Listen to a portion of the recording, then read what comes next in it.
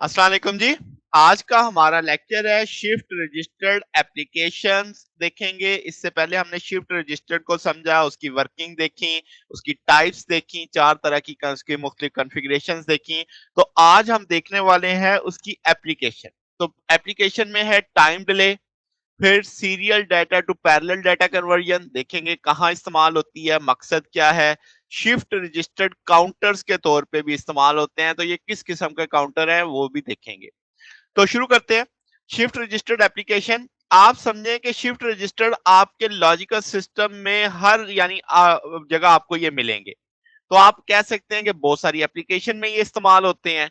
अगर हम देखें तो टाइमिंग सर्किट जो होते हैं, जो टाइम डिले प्रोड्यूस करना होता है, सिग्नल को लेट पहुंचाना होता है, वहां पे इसका इस्तेमाल होता है। Serial to parallel converter, parallel to serial converter, दोनों जगहों पे इस्तेमाल होते हैं।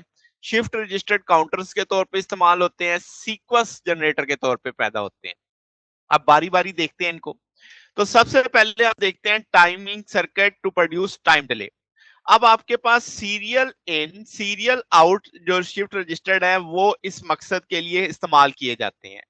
अब क्या है कि आपके पास इसमें हमने चार तरह का पढ़ा हुआ है, जिसमें serial in, serial out, serial in parallel out, parallel in serial, इस तरीके से। तो अब यहाँ पे सबसे पहली टाइप जिसमें डाटा इनपुट भी सीरियल में होगा और आउटपुट भी सीरियल में होगा, तो आप इसको टाइम डिले के लिए इस्तेमाल करेंगे। जो नंबर ऑफ स्टेजेस होंगी रजिस्टर्ड की और जो क्लॉक फ्रीक्वेंसी होगी वो टाइम डिले को कंट्रोल करेगी। यानी दो मामला आ गए कि टाइम डिले किन चीजों पे डिपेंड करेगा, क्लॉक की फ्रीक्वेंसी पे और जो नंबर ऑफ स्टेजेस यानी नंबर ऑफ फ्लिप फ्लॉप्स जो लगे होंगे वहां पे।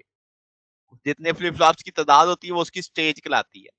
लेट्स से अगर मैं एक डाटा वन अप्लाई करता हूं, जैसे आप यहाँ पे देखें ये डाटा वन मैंने अप्लाई किया है अब ए पे, और बी टर्मिनल पे आपके पास 8 बिट आईसी है। ठीक है। अब आपने क्लॉक पल्स ड्यूरेशन लगा दी, आप कहेंगे ये आउटपुट पे आ जाएगी जब आपके फर्स्ट स्टेज के बाद ये ट्रिगर पल्स करेगी, फिर ये डाटा एक स्टेज से अगली स्टेज पे ट्रांसफर होता जाएगा।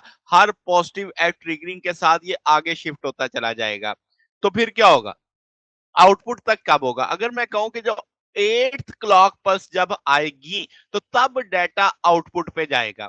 यानी आपने जब एक पल्स दे दी, ये आपको पहली पल्स देती है, उसके बाद आउटपुट पे जाते जाते वो ये देखो पॉजिटिव ट्रिगर पे तब वो आउटपुट पे अपीयर होगा। तो 8th पल्स आई और ये पॉजिटिव एज ट्रिगरिंग पे चल रहा है, तो हम कहेंगे क्लॉक फ्रीक्वेंसी अगर 1 मेगाहर्ट्ज है, जैसे आप यहाँ पे देख सकते हैं कि आपने जो क्लॉक लगाया 1 मेगाहर्ट्ज का, तो एक साइकिल आपका 1 माइक्रो सेकंड का होगा। अब चूंकि 8 साइकिल से, तो 8 माइक्रो सेकंड गुजरने के बाद वो आपके पास आउटपुट पे हासिल होगा आपको। तो इस तरीके से टाइम डिले हुआ कि यानी यहां से एक साइकिल, दूसरा, तीसरा, तो 8 साइकिल गुजरने में 8 माइक्रो सेकंड लग गए। तो ये टाइम डिले हो जाएगा, आपका सिग्नल जो इनपुट पे आया और आउटपुट पे जाहिर होने तक उसे 8 माइक्रो सेकंड का गैप पड़ा। तो ये चीज इस्तेमाल होगी किस तौर पे, टाइम डिले के तौर पे। फिर serial in to parallel data conversion की बात करें तो ये पहले तो मतलब समझे कि इसका सीन क्या है। कि सीरियल इन डाटा ट्रांसमिशन आम तौर पे होती है जब डाटा आपने एक लाइन में ट्रांसमिट करना होता है, एक डिजिटल सिस्टम से दूसरे डिजिटल सिस्टम में एक सिंगल लाइन के जरिए। फिर पैरेलल डाटा ट्रांसमिशन यूज होती है जब 8 लाइंस आपको रिक्वायर हो। तो अब आपके जो माइक्रो प्रोसेसर होते हैं, कंप्यूटर बेस्ड सिस्टम होते हैं, वहां पे तो पैरेलल डाटा होगा। तो हम कहेंगे सिस्टम कम्युनिकेट करेंगे जो बैरूनी डिवाइसेस हैं, तो ये डिवाइसेस सेंड करेंगी डाटा किसमें या रिसीव करेंगी सीरियल डाटा में। तो अब आपके पास मतलब समझ आ रहे हैं कि कंप्यूटर डील कर रहा है एट पैरेलल डाटा में और जो एक्सटर्नल डिवाइसेस हैं वो सीरियल डाटा है। तो आम तौर पे जो इनकमिंग डाटा होता है उसे कन्वर्ट किया जाता है कि इसमें पैरेलल फॉर्मेट में। तो ऐसा करने के लिए हम सीरियल टू पैरेलल कन्वर्जन हमें चाहिए होगी। तो हम क्या करेंगे, सीरियल इन पैरेलल आउट हम शिफ्ट रजिस्टर यूज करेंगे। यानी बाहर से जो डाटा आ रहा है वो सीरियल इन में आ रहा है और जो अंदर कंप्यूटर में या माइक्रो प्रोसेसर तक पहुंचाना है वो पैरेलल फॉर्म में पहुंचाना है। तो कौन सा शिफ्ट रजिस्टर्ड इस्तेमाल होगा जिसमें इनपुट सीरियल इन की होगी और आउटपुट पैरेलल आउट की होगी। इसी तरीके से आप उलट भी कर सकते हैं कि जब माइक्रो प्रोसेसर से या कंप्यूटर से डाटा वापस ले जाना है किसी एक्सटर्नल डिवाइस तक, तो तब आपको पैरेलल इन और सीरियल आउट चाहिए होगा। यानी वहां पे भी आपको एक ऐसा शिफ्ट रजिस्टर रिक्वायर्ड होगा। तो ये आपके पास कन्वर्जन में इस्तेमाल होते हैं शिफ्ट रजिस्टर्ड। फिर अगर हम काउंटर्स की बात करें तो आप कहेंगे शिफ्ट रजिस्टर्ड काउंटर की तरह कहेंगे कोई स्पेसिफिक सीक्वेंस ऑफ स्टेट नहीं होता। काउंटर तो वो होता है ना जो 1 2 3 या बाइनरी के अंदर एक बकायदा सीक्वेंस के तहत चले। मगर शिफ्ट रजिस्टर्ड का जो काउंटर होता है वो बुनियादी तौर पे शिफ्ट रजिस्टर्ड होता है जिसमें सीरियल आउटपुट होती है और वो आउटपुट वापस भेज दी जाती है इनपुट के ऊपर, ताकि एक सीक्वेंस, एक स्पेशल किस्म का सीक्वेंस या कोड का लफ्ज इस्तेमाल करना ज्यादा बेहतर है, एक स्पेशल कोड बन जाता है।